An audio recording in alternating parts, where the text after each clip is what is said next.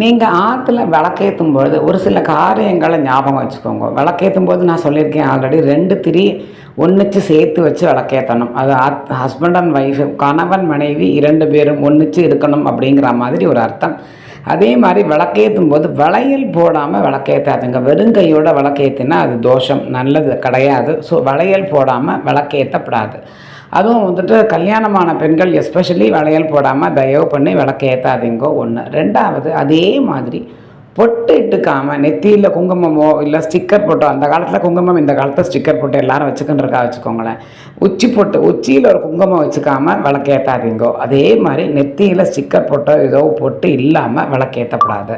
இதெல்லாம் தயவு பண்ணி நீங்கள் ஞாபகத்தில் வச்சுக்கோங்க. இதெல்லாம் கண்டிப்பான முறையில் உங்கள் குழந்தைகளுக்கும் உங்கள் வருங்கால சந்ததிகளுக்கும் நீங்கள் சொல்லிக் கொடுங்க. வளையல் போட்டுக்காமல் விளக்கேற்றப்படாது. அதே மாதிரி பொட்டு இட்டுக்காமல் விளக்கேற்றப்படாது. அதே மாதிரி விளக்கு ஏற்றினோன்னு யாராவது வந்தால் அவளுக்கு சுமங்கலிகள் வந்தால் அவளுக்கு பொட்டு நம்ம கொடுக்கணும். குங்கும பொட்டு கொடுத்து அவளுக்கு வச்சு விடணும். சின்ன குழந்தைகள் பெண் குழந்தைகள் வந்தால் அவளுக்கு நம்ம குங்குமம் நம்மளாலே இட்டு விடலாம், அது வேறு விஷயம்.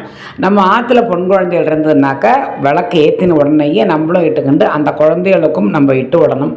இல்லை நம்ம நாத்தனாரோ நம்ம சொந்தக்காரோ யார் வந்தாலும் அவளுக்கும் நம்ம குங்குமம் கண்டிப்பாக கொடுக்கணும்.